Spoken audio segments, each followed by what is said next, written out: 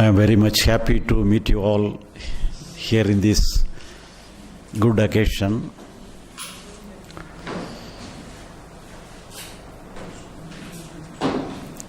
Now we are going to think about what is enlightenment. Is there any possibility to reach enlightenment in an easy way? Because it is considered a mystical one. Nobody is having a clear idea about what is enlightenment. There are many schools of thought describing what is enlightenment, what is liberation. There are many statements are there.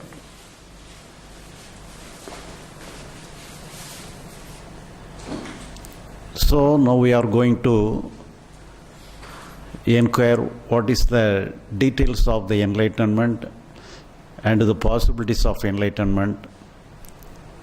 Is it simple or complicated? But in my own case, I have tried it for several years. Around 40 years I have tried here and there. After the end of 40 years, I came across the state of enlightenment. When I got what is enlightenment, then I was surprised how simple it is. So I wonder,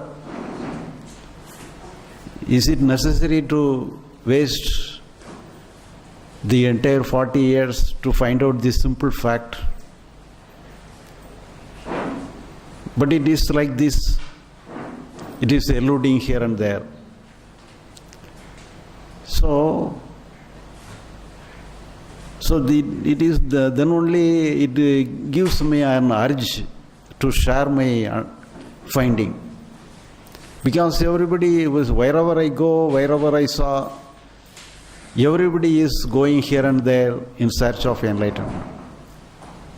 Because there is no definite idea, there is no definite stand with related to enlightenment. So, without knowing what is enlightenment, everybody is searching. They do not know what is enlightenment. Without knowing anything, they are searching. But how can they find out if there is no idea about enlightenment? How can they find out? How can they verify whether we have find out correct or not? Without knowing anything, we are searching. For example, if I ask you a question, do you know the quality of your milk? And you will say, I give you a tumbler of milk, and you will say, yes, I will say you the quality of milk, and I will taste the milk, and I will taste how it tastes. And you drink the milk and taste the milk, and then you say, oh, I know this is milk. This will be the quality of the milk. You can say. But at the same time, one bottle is there. Just like here, one bottle of milk is there. And here, one bottle of water is there. If I ask a question, which one is water and which one is milk? Can you say, I have to drink, then only I will say which one is water and which one is milk? Not necessary. The very apparent look itself shows this is milk and this is water. You need not taste anything. Without tasting, very, very apparent look itself shows you this is milk, this is water. Because on the very appearance itself, we can know, we can distinguish what is water and what is milk. You need not feel, you need not taste it. So here, if we know what enlightenment is, you need not taste the enlightenment. If you understand in a intellectual way, some intellectual understanding, intellectual perception of what is enlightenment, then you are enlightened. The very intellectual understanding of what enlightenment is itself give you an enlightenment. So you need not taste enlightenment. You need not feel enlightenment. So everybody is having the confusion that we have to feel enlightenment. We have to enjoy enlightenment. If enlightenment has nothing to do with that, there is no necessity to enjoy, there is no necessity to feel enlightenment. So mere verbal understanding, mere intellectual understanding is enough. If you understand what is enlightenment, what is not enlightenment, if you understand the verbal understanding, very intellectual understanding is enough.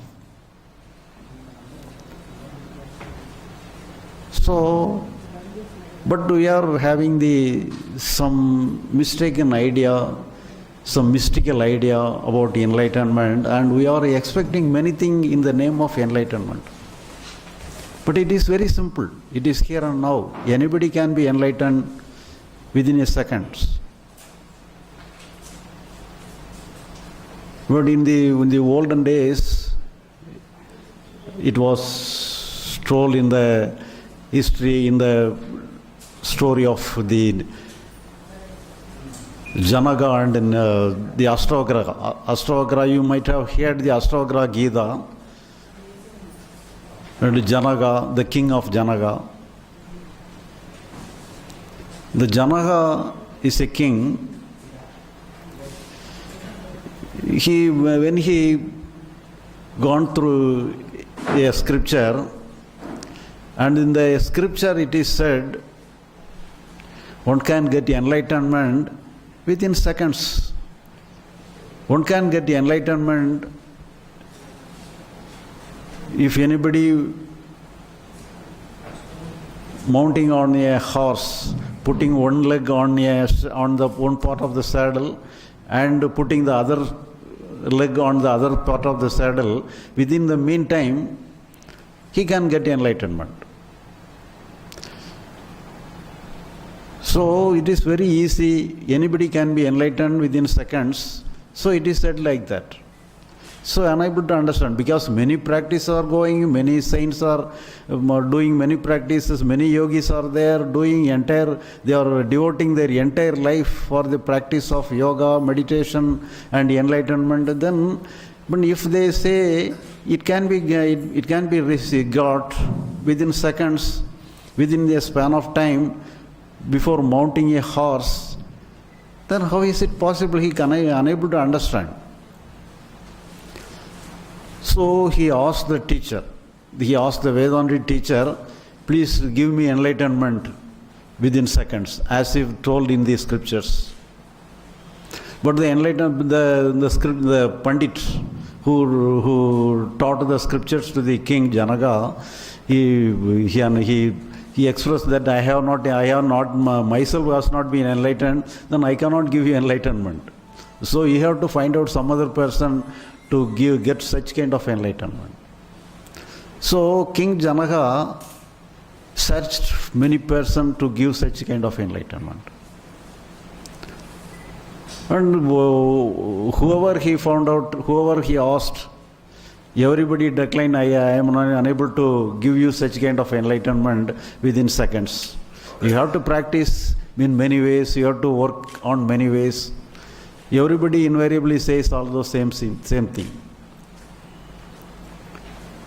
But at last, the Ashtavakra came.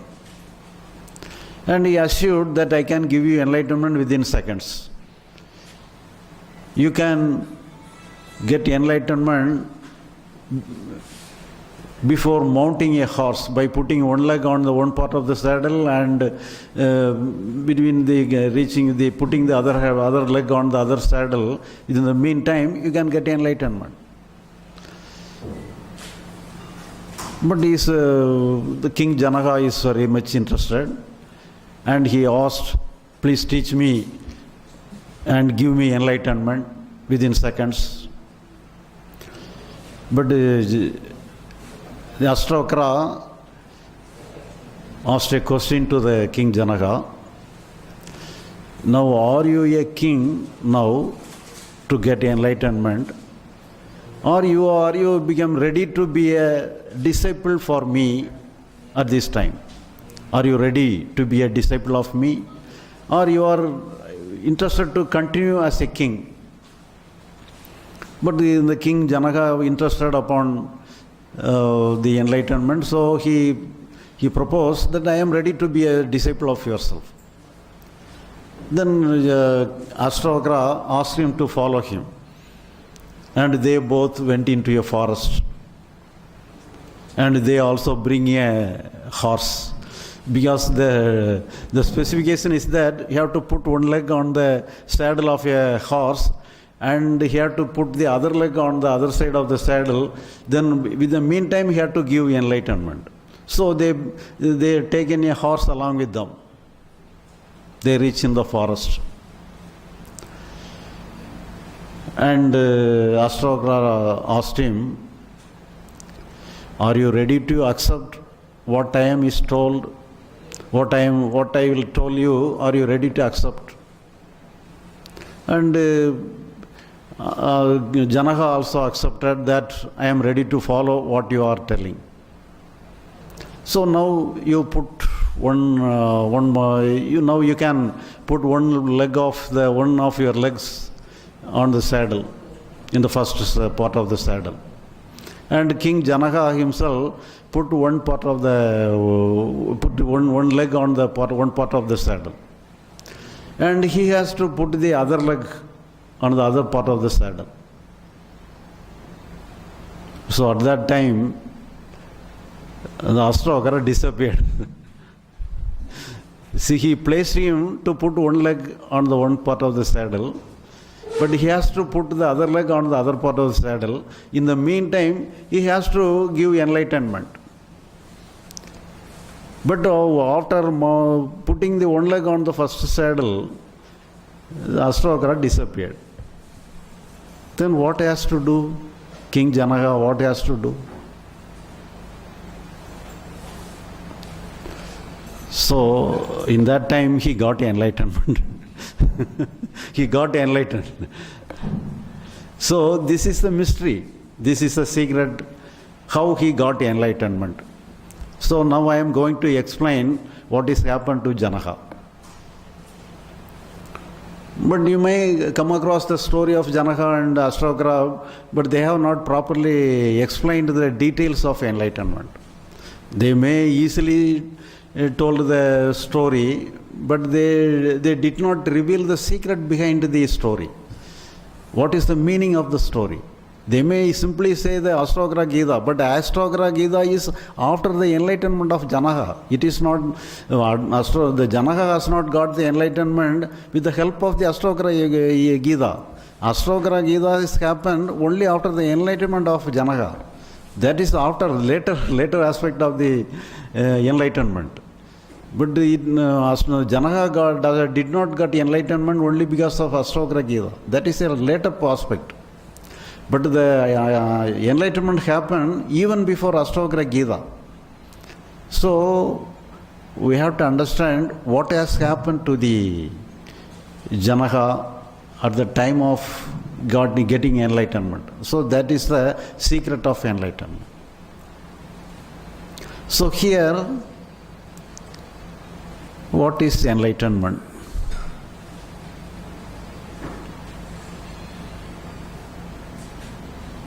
But here, why we are trying to get enlightenment? First of all, we seek enlightenment. Why we are seeking enlightenment? And there is some musician in Chennai,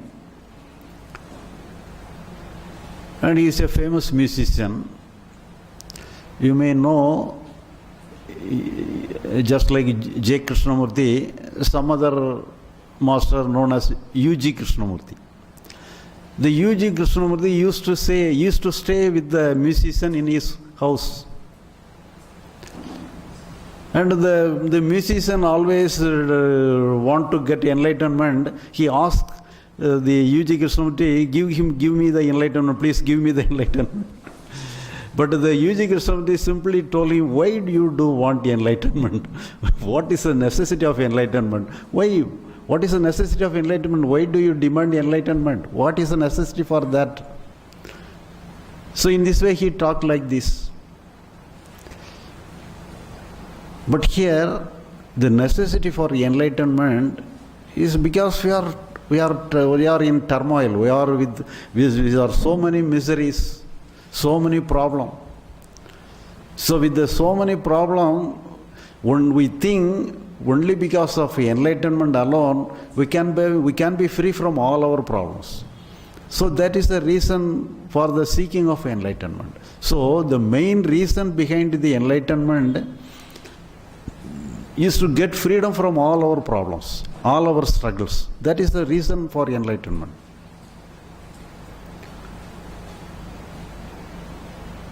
And here you may know Ramana Maharishi.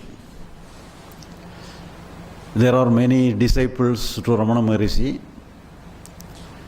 and during the lifetime of Ramana Maharishi, many disciples asked a question to Ramana Maharishi. We are in trouble, we are in sorrow, we cannot solve our problems. Each and every time we are struggled with many problems. Our mind is not in good condition. Please help us. But Ramana Maharishi simply says, you are taking yourself to be the body. So if you take yourself to be the body, if you take yourself to the physical body will always have many kind of problems.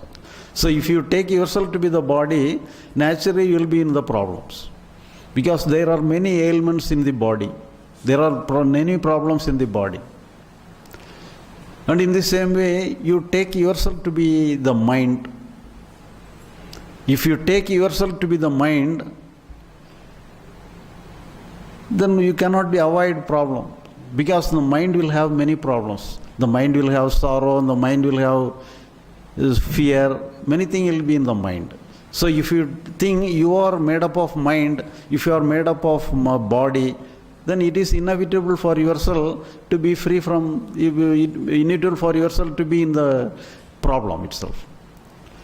But your real nature is not the body. Your real nature is not the mind. Your real nature is Atman, the soul. That is your real nature. If you understand, if you have the Atma Sakshatkar, that your original nature is the Atman itself and you are not the body, you are not the mind, then only you can be free from everything. Because the Atma will not have any problem. The Atma does not have any worries, fear. It is unaffected from anything.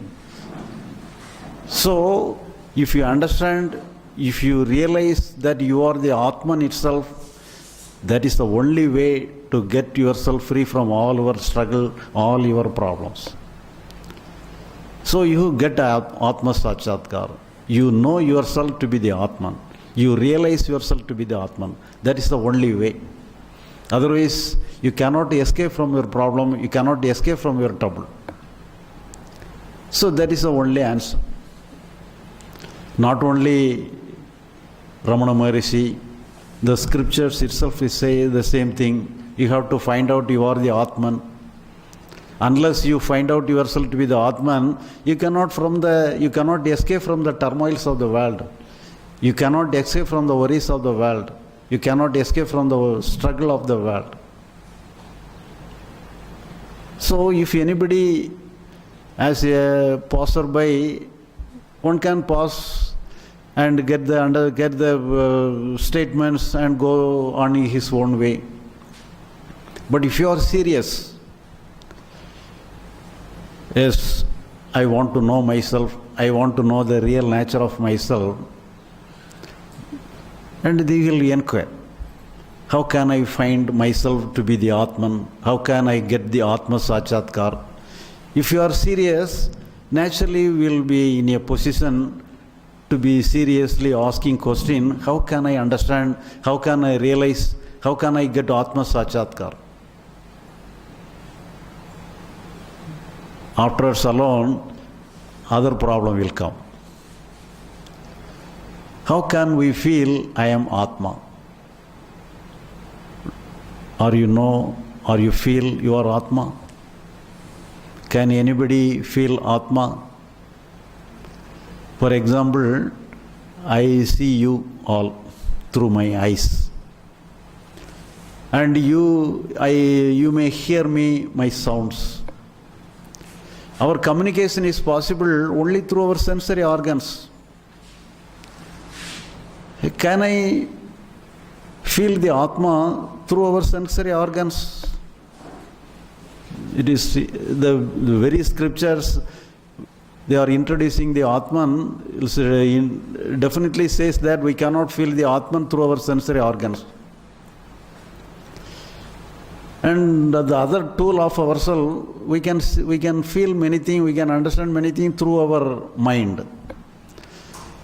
We are having pleasure, pain, sorrow, suffering in the mind.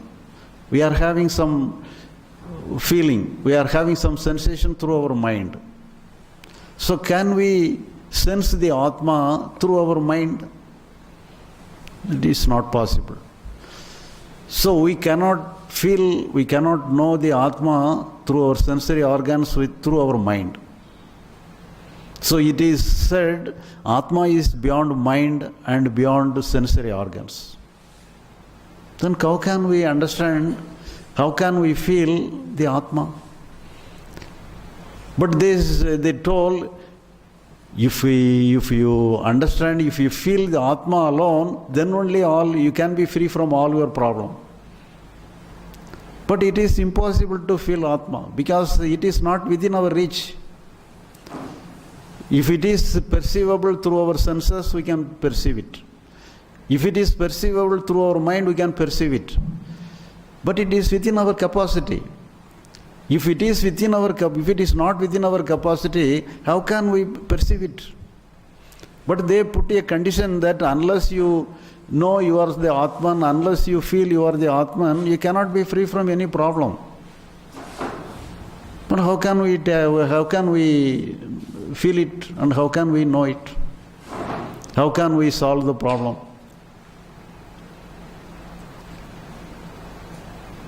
And if you ask the scriptures, is there any way to realize the Atman? Is there any way to feel the Atman? Is there any way to know the Atman? And the scripture says a way. The scriptures gives a way how to know the Atman, how to feel the Atman. The scriptures, the Upanishads say, know the Atman through Atman itself. Feel the Atman through Atman itself. How is it possible? We do not know whether Atman is there or not. The scriptures alone say Atman is there. You are not the body, you are not the mind. Your real nature is Atman itself. But we do not know we are Atman. The scriptures alone say we are Atman. But we do not know. They simply say, you know Atman through Atman. How can it is possible?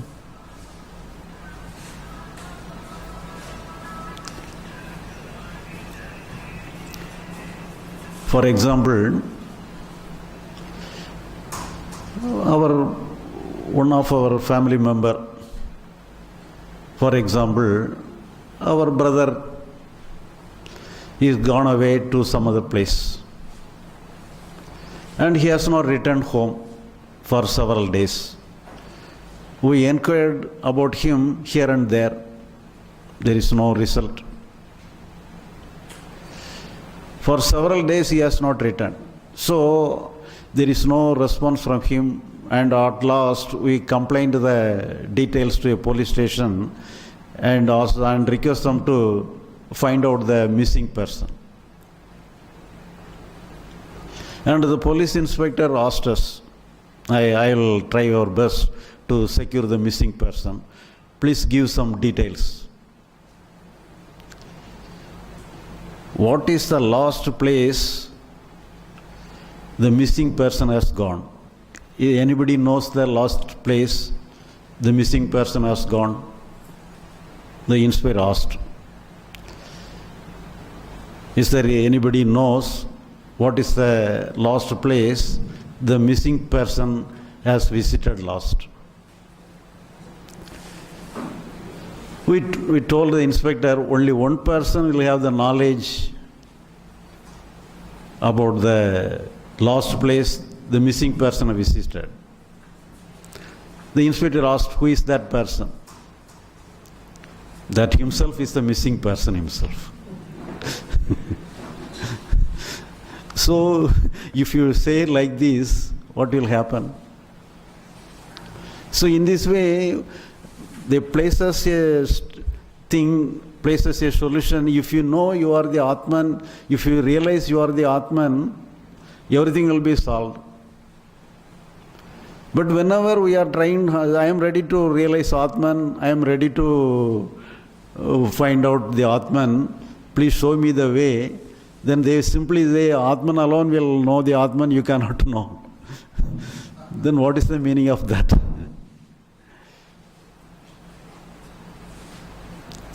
But the scripture says like that. But we cannot ask the scriptures why you are saying like this. But at the same time, if anybody say, if you or myself say like this, we will question. If you say like this, I will question you. If I say like this, you may question me. What you are saying? Why you are saying like this?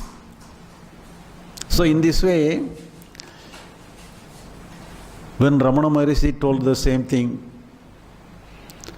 unless you got Atma Sakshatkar, unless you get the realization of Atma, that unless you find out you are the Atma itself, you cannot be free from Atma, you cannot be free from the problems of the world. The disciple asked some clarification from Ramana Maharishi. Can we understand, can we perceive the Atma through senses? Ramana Maharishi also says it cannot be perceived through senses. Can we perceive through mind? So you cannot perceive the Atma through mind. Then how can we perceive the Atma? But Ramana Maharishi did not say you have to find out the Atma through Atma. He did not say like this. He said in a different way. There is no such thing as Atma Sakshatkar. There is no such thing as Atma Darshan. We will say like this, but there is no such thing. He simply denied his earlier statement. Instead of that, he said another statement. If you are free from ignorance, it can be considered as the understanding of Atma. It can be considered as the realization of Atma Sakshatkar. In the early stage, in the early instance, he used the positive statement as if he can show the Atman, you come here and I will show the Atma. In this way he lead us. But afterwards he used the negative standard. And if you are free from ignorance, it can be considered as Atma Sakshatkar. If in the first instance itself, if you say, if you are free from ignorance, you can be free from every problem. That is a straight statement, but he did not use the straight statement. As he draw everybody